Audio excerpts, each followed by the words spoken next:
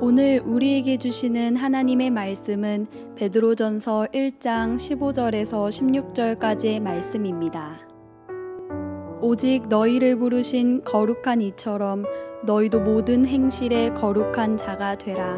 기록되었으되 내가 거룩하니 너희도 거룩할지어다 하셨느니라. 이는 우리에게 주시는 하나님의 말씀입니다. 아멘. 어느 집 꼬마가 유치원에 가려고 불이 반짝반짝 들어오는 신발을 신었습니다. 그런 신발 아시죠? 요즘 어린아이들이 신발을 신으면 불이 반짝반짝 들어오는 그런 게 있습니다. 걸어다니면 더 반짝반짝 빛나는 그런 신발인데, 유치원에 가려고 신발을 신었는데 이상하게 신발에 불이 안 들어오는 거예요. 막 뛰어다녀보고 움직여봐도 전혀 불이 들어오지 않습니다.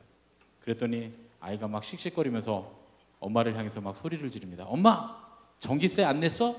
신발에 불이 안 들어와? 평소에 사람 없는 방에 불을 켜놓으면 엄마가 전기세 많이 나온다고 불 끄라고 하도 소리를 지르고 잔소리를 했더니 아이가 신발에 불이 안 들어오는 게 전기세를 안 내서 그런 줄 알았다고 하는 그런 얘기입니다. 전혀 상관은 없는데 꼭 무언가 연관이 있을 것 같은 그런 일들이 있습니다. 전혀 상관이 없는데 정말 꼭 연관이 있을 것 같은 그런 오해할 만한 일들이 있습니다. 신앙에도 그런 게 있습니다. 어떤 한 청년이 있었다고 여러분 한번 가정해 보세요. 어린 시절부터 신앙생활을 잘해서 많은 사람들이 칭찬하고 좋아하고 기뻐하는 그런 청년입니다. 신앙인으로서 흠이 없다고 늘 칭찬받기 때문에 이 청년의 마음속에서는 언제부턴가 내가 신앙인으로서 삶을 살아야 되겠다 하는 그런 생각을 의식하는, 신앙인으로서의 삶을 굉장히 의식하는 그런 삶이 됐습니다. 식사를 할 때도, 밥을 먹을 때도 꼭 두 손 모으고 기도하고, 차를 탈 때도, 사람을 만날 때도, 또 예배를 드릴 때나 무엇을 할 때도 사람들 앞에서 보이는 그 신앙생활, 그런 걸 하게 된 거죠. 평소에도 남들이 보고 있다고 하면 횡단보도도 무단횡단하지 못하고, 또 술도 담배도 하지 못하고, 또 심지어 여자친구랑 뽀뽀도 못하고, 그렇게 청년 시절을 보냅니다. 그런데 그런 청년을 보면 어른들이 그렇게 칭찬하는 거예요. 신실해 보이니까 신실하다고 말이죠. 믿음이 좋다고. 그런데 사실은 가면 갈수록 피곤해지는 겁니다. 주변을 의식하게 되기 시작하면서부터 신앙의 혼돈이 오기 시작하는데, 내가 지금 하나님 앞에서 신앙생활을 하고 있는 걸까? 아니면 사람들에게 보이기 위해서 연기를 하고 있는 걸까? 그렇게 신앙의 혼돈을 갖게 됩니다. 우리가 흔히 믿음의 사람, 신앙인이라고 하면 이런 청년의 모습을 떠올릴 수 있습니다. 그런데 그렇게 남들에 보이기 위해서 거룩한 척하고 경건한 척하는 그런 모습이 정말 구별된 모습일까? 성경은 거룩하다라고 하는 말을 구별되었다라고 우리에게 설명해 줍니다. 성경에 나오는 거룩하다라고 하는 말은 따로 구별해 놓았다는 뜻입니다. 성경은 이렇게 따로 구별해 놓은 걸 거룩이라고 우리에게 말씀합니다.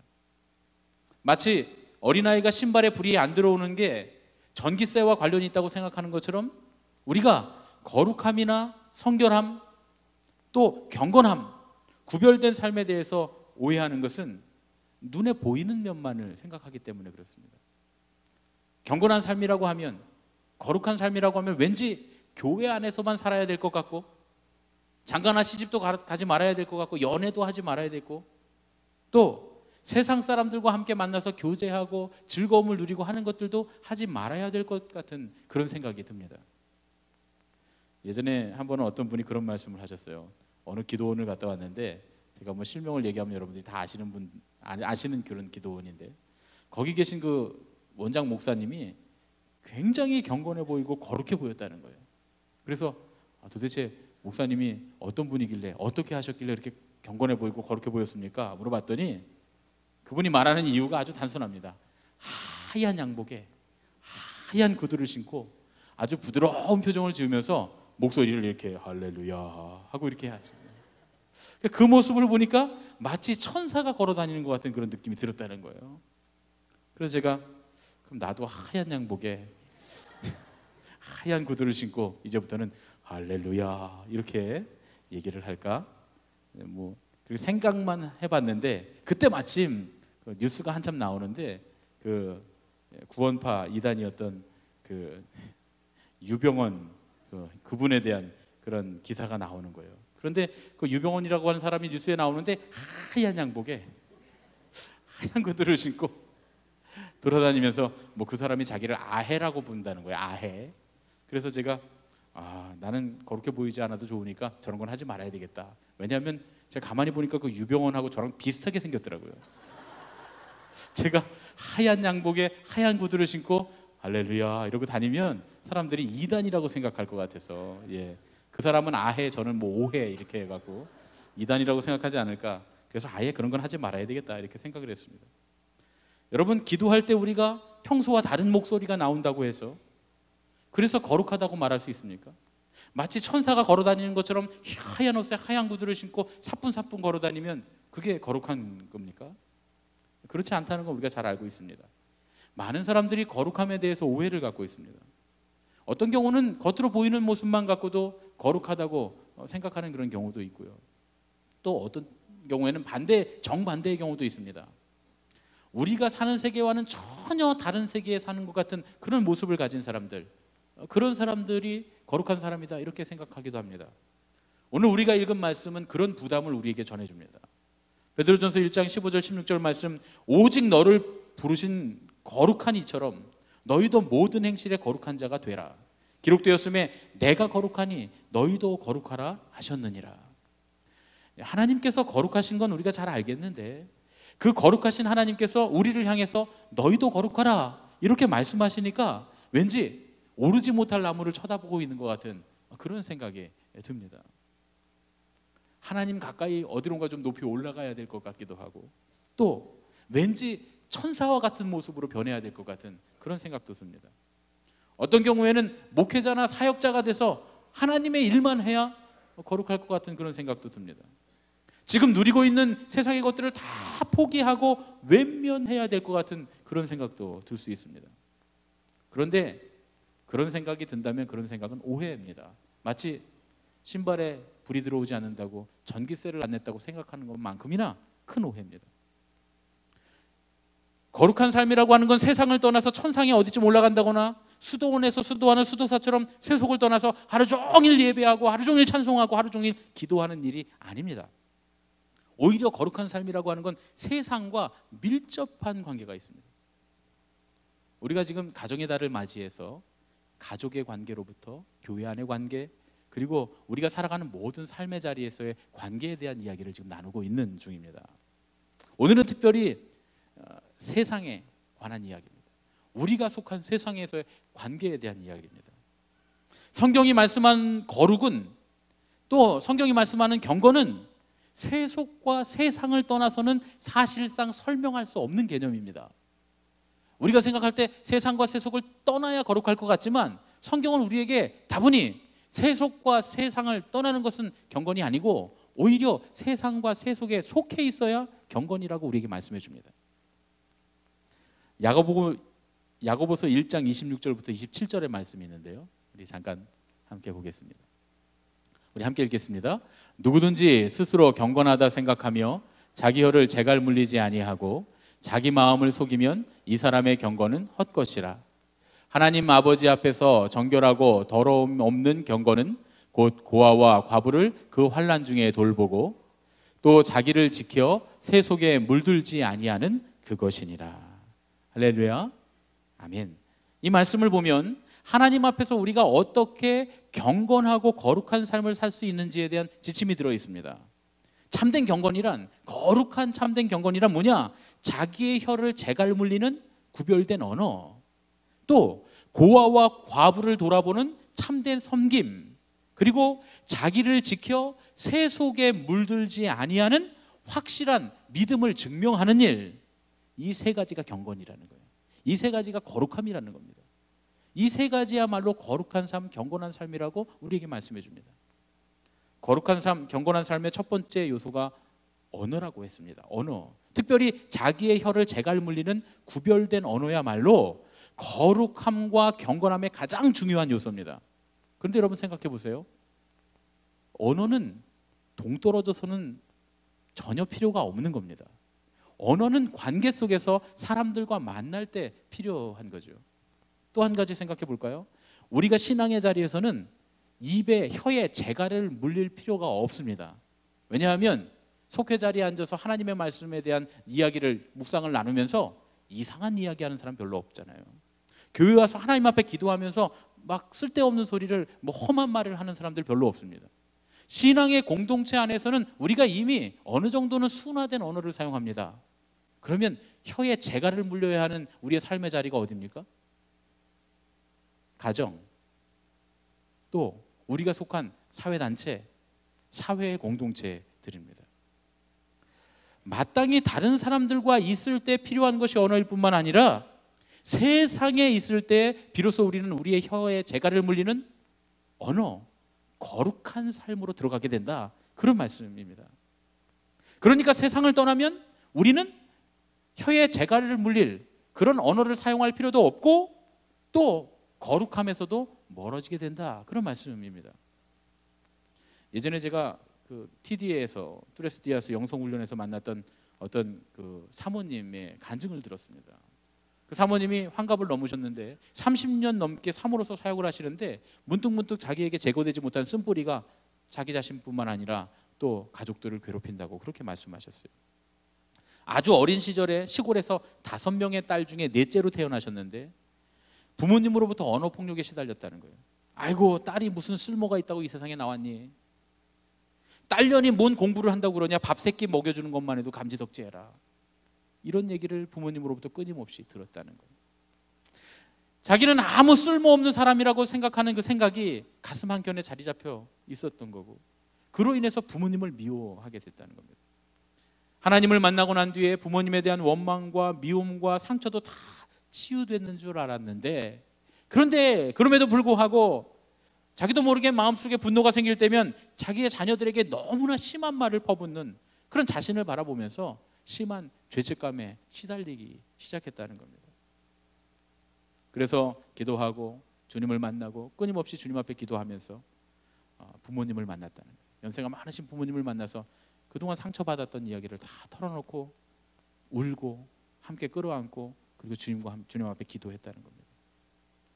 그런데 신기하게도 그렇게 응어리를 풀고 나니까 가끔 자녀들에게 퍼붓던 심한 말이 사라지게 됐다는 거예요. 여러분, 언어는 오랜 시간 사람을 사로잡히게 하는 무서운 무기가 될 수 있습니다. 성경에도 혀에 재갈을 물리지 아니하면 스스로 경건하다고 아무리 우겨도 그건 참된 경건이 아니라고 우리에게 말씀하십니다.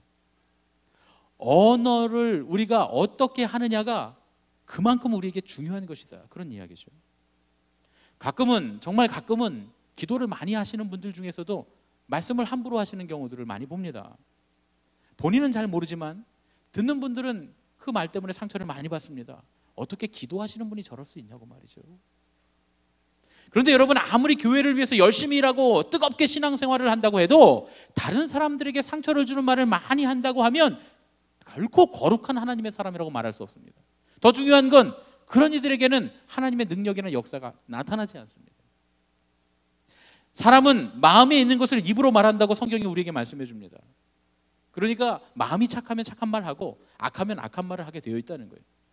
그러니까 사실 속이려고 사기를 치는 게 아니라면 평소에 그 사람의 언어의 습관, 그 사람의 말에 의해서 그 사람이 정말 경건한 사람인지 아니면 그렇지 않은 사람인지 알 수 있다, 그런 말씀입니다. 참 이런 말씀은 우리에게 부담이 됩니다. 그런데 신앙인들이 말과 현실이 달라질 때, 우리의 말이 우리가 살아가고 있는 현실과 우리의 신앙의 자리와 달라질 때, 그때 큰 문제가 생기고 많은 사람들에게 상처를 주게 됩니다. 예전에 제가 청소년들이나 청년들 집회를 많이 나가보면 그때 이렇게 마지막 시간에 서로 이렇게 서로를 위해서 중보해주고 기도해주고 기도 제목을 나누는 그런 시간이 있습니다. 그러면 이제 자기들끼리 다 기도 제목 나누다가 몇 명이 저한테 와요. 한 사람씩 저한테 옵니다. 와서 이야기합니다. 목사님, 이걸 위해서 기도해 주세요. 내가 오늘 이 집회를 통해서 이런 것에 대해서 깨닫고 제가 마음을 바꿔먹기 시작했습니다. 뭐 이런 이야기들을 하는데요. 그런데 그런 친구들 중에서 부모님 때문에 상처받은 아이들이 그렇게 많아요. 특별히 말 때문에, 부모님이 이런 말을 하는 것 때문에 교회에서의 신앙생활의 모습과 가정에서 하는 말이 너무 달라서 상처받는 경우가 많습니다. 그래서 그렇게 한참 이야기를 하다 보면, 그래 부모님이 누구니? 하고 여쭤보면 담임 목사님이에요. 저는 정말 여러 번 경험했습니다. 목사님 자녀들, 목사님, 사모님, 부모님을 둔 자녀들이 부모님이 교회에서 하는 말과 집에서 하는 말이 다르다는 거예요. 그래서 상처받는다는 거예요. 여러분, 많은 신앙의 부모들이 그런 모습을 보여줍니다. 교회에서는 거룩하고 경건하고 사랑을 말하면서 집에 와서 자녀들을 향해서는 부정적인 언어를 쏟아내면 자녀들이 크게 상처를 받습니다. 신앙도 어려워집니다. 자녀에게 인생의 모델이 되는 부모의 이런 잘못된 언어 습관이 그 아이들을 상처받게 하고 비뚤어지게 만든다, 그런 얘기죠. 왠지 우리 아이가 좀 삐뚤어졌다 생각하면 우리 입술을 한번 점검해 봐야 됩니다. 교회에서 신앙생활하는 입술과 가정에서 말하는 입술, 우리가 세상에서 말하는, 삶의 자리에서 말하는 입술이 어떻게 다른지를 점검해 봐야 된다, 그런 말씀입니다. 어떤 분들은 교회에서 보면 정말 날카롭게 문제를 잘 찾아내는 은사를 가지신 분들이 계세요. 그래서 그 은사를 가져서 날카롭게 찾아내서 그 문제를 잘 도와주고 당신 스스로가 그 자리를 메꾸면 참 좋은데, 그게 바로 말로 나옵니다. 남의 꼬투리를 잡는 데만 신경을 쓰는지, 저 사람은 저게 문제야, 저렇게 말하는 건 틀렸어, 이건 틀려 먹었어, 계속 지적하는 것, 그것이 마치 하나님이 주신 사명이라도 되는 것처럼 계속 그런 말을 하면서 사람들에게 상처를 주는 분들이 계십니다. 그런데요, 정반대의 사람들도 있습니다. 말로 사람을 세워주는 사람들. 그 발명왕 에디슨의 어머니 이야기가 굉장히 유명한데, 에디슨이 어렸을 때 그 행동 발달 장애가 있었대요. 그리고 그러다 보니까 친구들 말 그대로 환경에 부적응하는 그런 아이였답니다. 그런데 에디슨의 어머니가 항상 했던 말이 있는데 뭐냐면, 네가 너무 대단해서 다른 애들이 너를 쫓아오지 못하는 것뿐이야. 너는 할 수 있어. 이렇게 늘 그 말로 격려를 해줬다는 거예요. 그래서 그 어머니의 말 때문에 에디슨은 더 노력하게 됐다는 겁니다. 에디슨이 유명한 말 하지 않습니까? 천재는 99%의 노력과 1%의 영감으로 얻어진다. 99% 노력하게 한 것이 그 어머니의 말이었다는 얘기죠. 하나님께서는 우리 신앙의 사람들에게 언어에 대해서, 말에 대해서 분명히 말씀합니다. 누추함과 어리석은 말, 희롱하는 말이 마땅치 않고 오히려 감사하는 말을 선택하라고 우리에게 말씀하십니다. 여러분, 요즘 특히 요즘처럼 미디어, SNS 같은 미디어로 소통하는 사회에서 말을 더 조심해야 됩니다. 보이지 않는 공간에서 이거 얼굴을 보지 않으니까 막말하는 사람들이 너무 많습니다. 말도 안 되는 글을 막, 얼굴 보고는 얘기할 수 없는 이야기를 막 쓰는 사람들, 또 그 밑에다 댓글을 달 때도 얼굴 보면 얘기할 수 없는 이야기들을 그냥 서슴지 않고 쓰는 그런 사람들이 있습니다. 얼마나 많은 사람들이 상처를 받고 얼마나 많은 사람들이 아프게 되는지 모릅니다. 성경이 심지어 우리에게 뭐라고 말씀하냐면, 죽고 사는 것이 새치혀의 권세에 달려있다, 이렇게 말씀합니다. 여러분, 거룩한 삶의 시작은 말로부터 나옵니다. 하나님께서는 우리의 거룩함이 세상 속에서 나누는 말들로부터 시작되기를 원하시는 줄로 믿습니다. 어디에 있든지, 누구를 만나든지, 그것이 교회 아니든 우리의 가정이든 혹은 시장터든 구별된 말로서 믿음을 드러낼 때 비로소 그 사람은 거룩한 사람, 거룩한 삶을 살 수 있다고 말할 수 있는 것입니다. 거룩한 삶의 요소 두 번째는 참된 섬김입니다. 만나교회 가면 박양재 장로님이라고 90이 다 되신 장로님이 한 분 계신데, 원로 장로님이신데, 비가 오나 눈이 오나 엄동설안해도 새벽부터 나와서 주차 봉사를 하십니다. 뭐 사람들 많이 보이는 데서 하는 게 아니라 아무도 보이지 않는데 구석에 교회 한 귀퉁이에서 주차 봉사를 하시는데요. 이 목사들은 그 교인들이 차를 대라고 먼 곳에 차를 대고 옵니다. 먼 곳에서 차를 두고 한참 걸어옵니다. 그런데 차를 대고 걸어오다 보면 항상 그 길 모퉁이에 그 장로님 계세요. 어느 날 제가 아주 추운 날 그랬어요. 장로님, 이렇게 추운데 새벽부터 나와서 일하시니까 힘드시지 않으세요? 그랬더니 장로님 그럽니다. 아닙니다, 목사님. 얼마나 감사합니까? 남보다 먼저 나와서 내가 하나님의 일을 할 수 있으니까 정말 감사하고 기쁩니다. 그렇게 얘기하시더라고요. 저도 추워서 호호 손을 불면서 주일 아침에 나오고 있었는데 새벽에 제일 먼저 만났던 그 장로님이 그런 말씀을 해주시니까 저도 막 감사하는 마음이 솟아나오고, 나 열심히 목회해야 되겠구나, 내가 정말 감사하면서 일해야 되겠구나, 그런 생각이 막 솟아났던 그런 기억이 있습니다. 하나님께서 원하시는 거룩한 삶의 모습은 참된 섬김의 모습입니다.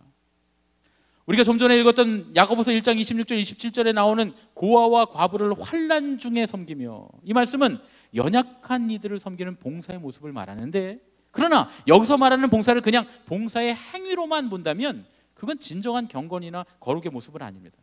왜냐하면 자기 자신을 위해서도 얼마든지 남에게 봉사할 수 있거든요. 가끔 사람들을 보면 저 봉사가 이웃을 위한 봉사인지 아니면 자기를 드러내기 위한 봉사인지 구별이 안 되는 경우가 너무 많습니다. 심지어 어떤 경우에는 자기의 기분 전환을 위해서 봉사하는 경우도 있습니다. 우리나라의 교육이 학생들에게 봉사하는 걸 가르칩니다. 그 봉사 활동을 합니다. 그저께도 보니까 어느 학교에서 아이들이 나왔는지 수십 명이 우르르 교복을 입고 지나가는데 보니까 금연 운동을 하고 있더라고요. 봉사 활동 점수를 받기 위해서 하는 거겠죠. 그런데 아무런 활동도 안 해요. 그냥 그 금연 피켓 들고 지네들끼리 떠들면서 걸어가는 거예요. 아마 이제 그걸 갖고 봉사활동 했다고 또 점수를 주겠죠. 그런 일들이 너무 많습니다. 점수 받기 위해서 봉사하고, 무언가 사회적으로 인정받기 위해서 봉사하고, 또 무언가 이미지를 쇄신하기 위해서 봉사하고. 전에도 제가 한번 말씀드렸지만 봉사하시면서 그런 분들이 계세요. 우울증이 있어서 봉사하러 나갔더니 사람들이, 나보다 못한 사람들이 저렇게 살려고 애쓰는 걸 보면서 오히려 위로를 받고 왔다. 이거 문제가 있는 봉사 아닙니까? 어떤 면에선 그나마도 안 하는 것보다 하는 게 낫겠지만, 그러나 다른 사람들의 아픔을 보면서 내가 위로받았다고 한다면 그건 진정한 봉사의 모습이 아니죠. 기분 전환을 위해서 봉사한 것 이외에는 더 아닐 겁니다. 성경에서 말씀하시는 구별된 삶의 증거, 거룩한 삶의 증거, 경건한 삶의 증거인 참된 섬김은 자기의 의의를 나타내지 않는 진솔한 마음, 다른 사람 타인을 위한 애정에서 비롯되는 겁니다.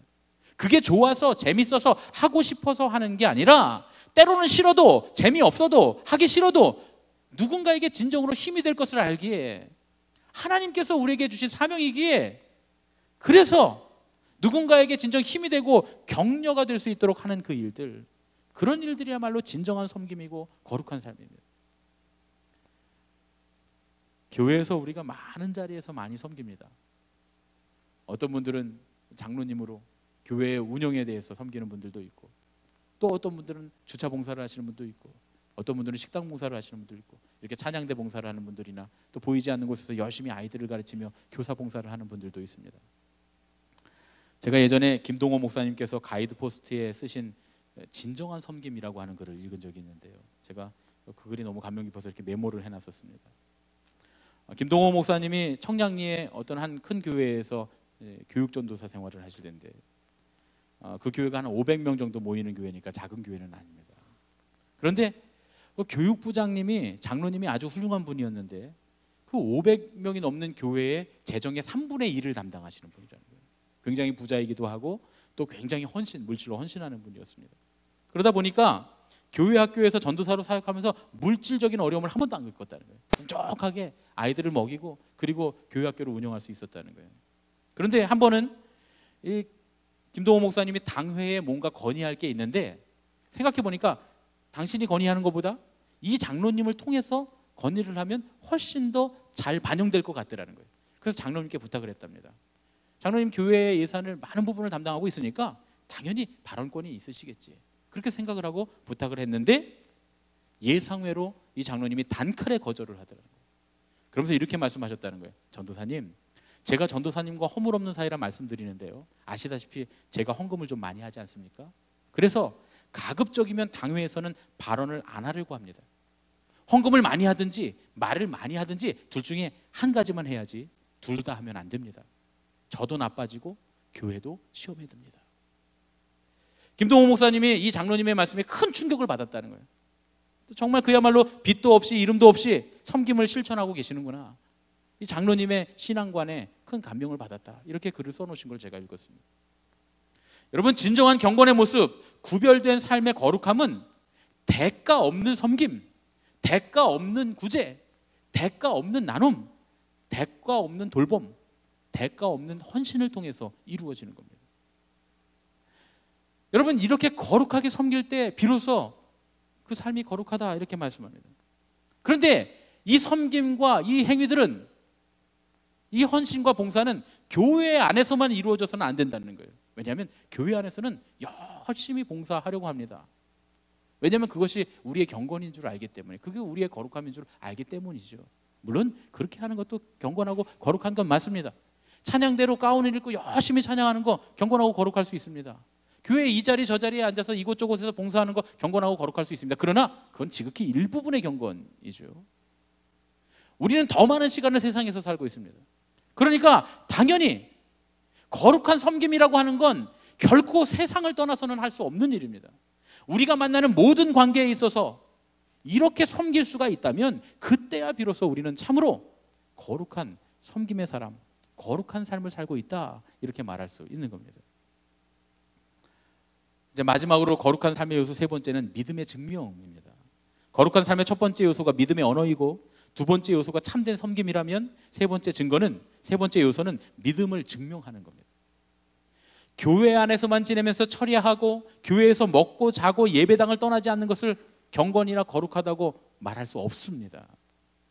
물론 새벽기도 하고 금식기도 하고 철야기도 하고 예배란 예배는 다 참석하고 교회에서 먹고 사는 사람들을 보면서 아, 저 사람 믿음이 있구나 라고 말할 수 있지만, 그렇게 생각할 수 있지만, 그러나 그것은 진정한 경건과 거룩과는 좀 거리가 멉니다. 많은 사람들이 그렇게 함으로써 자기의 믿음을 증명하려고 합니다. 믿음이 있는 곳에서 믿음을 증명하려고 하는 거죠. 믿음의 사람들 사이에서 믿음을 증명하려고 합니다. 그러나 우리가 결코 착각하지 말아야 될 것은 진정한 경건과 거룩은 세상과 관련이 있다고 하는 겁니다. 정말 중요한 건 하나님께서 우리에게 주시는 마음으로 겸손하게 세상 속에서 세상과 살아가는 겁니다. 하나님은 우리에게 세 속에 물들지 말라고 말씀하십니다. 그러면서도 우리를 세상의 소금, 세상의 빛이라고 말씀하셨습니다. 교회의 소금, 교회의 빛이라고 말씀하지 않으신 것은 세상 사람들처럼 살지는 말되 세상과 동떨어져 살지 말고 세상 안에서 세상과 함께 세상을 비추고 세상을 만나는 역할을 하라는 겁니다. 믿음은 그렇게 증명되는 겁니다.